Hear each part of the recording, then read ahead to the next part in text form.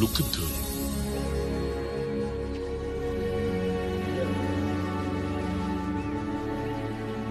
มันเป็นแค่อารมณ์เพียงชั่ววูบเจ้าเย็นลงหรือยังไม่ใช่ชั่ววูบข้ามีทุกอย่างในชีวิต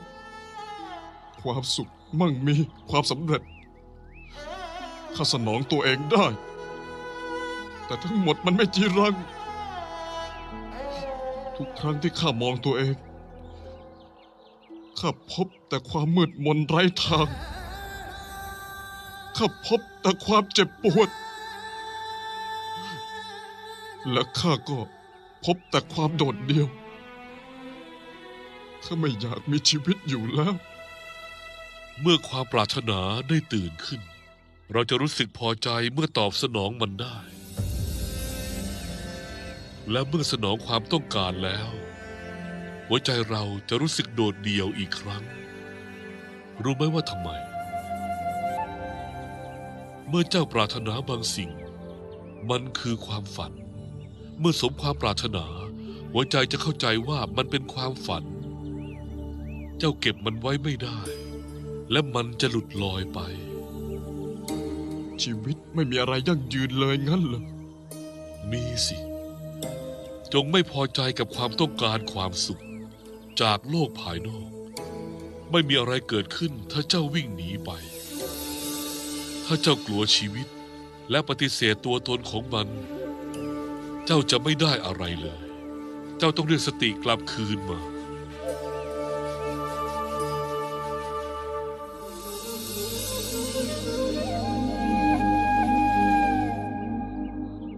ท่านเป็นใคร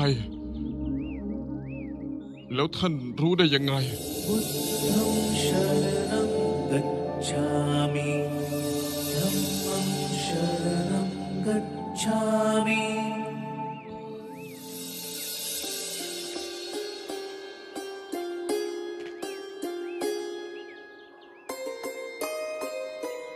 ข้าไม่เคยเห็นคนที่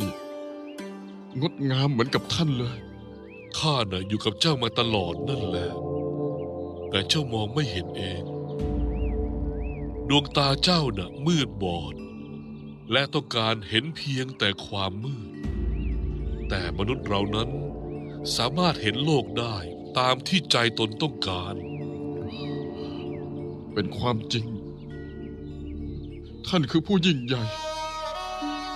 ยิ่งใหญ่จริงๆข้ามีความเศร้าภายในข้าชื่อยัตสะข้าเกิดในครอบครัวที่ร่ำรวยและมั่งคั่งชีวิตของข้าไม่ได้ขัดสนข้าสนุกกับความสุขข้าสนองกิเลสของตัวเองแต่ว่าภายในข้ายังรู้สึกเศร้ามันทำให้ข้ายิ่งอ่อนแอมีหลายคนทรมานกับความเจ็บป่วยทางกายต้องอยู่กับความยากจนได้รับความอายุติธรรมแต่ก็มีคนจำนวนเท่ากันที่ทรมานกับการเจ็บป่วยทางใจ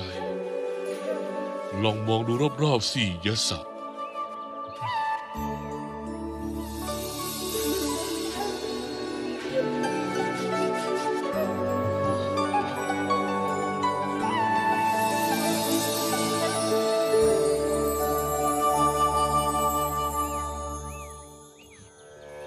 ช่างสวยเหลือเกินตอนที่เจ้ากำลังจะโดดนั้นทำไมถึงไม่เห็นความงามนี้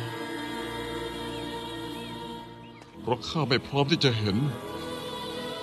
ข้าอยากฟังแต่เสียงสะท้อนของความทุกข์เท่านั้นแต่ตอนนี้เจ้าสงบแล้วเจ้าควบคุมมันได้แต่ธรรมชาติไม่เปลี่ยนมันยังเหมือนเดิม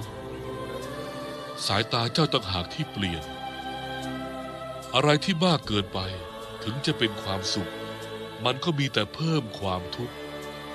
เพราะงั้นจงเดินทางสายกลางแล้วเจ้าจะเห็นทุกอย่างอย่างที่เป็นเจ้าจะพบความสงบภายใน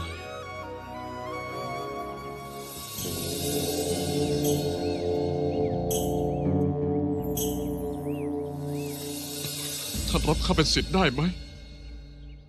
เราใช้ชีวิตเรียบง่าย เรานอนกันบนพื้น และเราก็กินเท่าที่คนจะให้ทาน ข้าพร้อมบำเพ็ญตน ไม่ต้องหรู้หรา แต่ว่ามีแบบแผน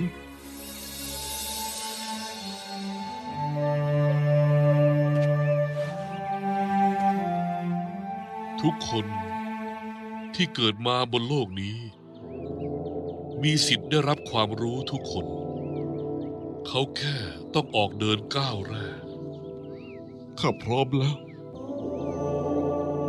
เจ้าตัดหัวตัวเองได้ไหม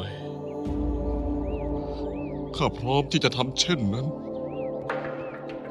การตัดหัวตัวเองที่ข้าหมายถึงนั้น ข้าหมายถึงการฆ่าศักดิ์ศรีและยกตัวตนของเจ้านั้น ให้กับอาจารย์ของเจ้า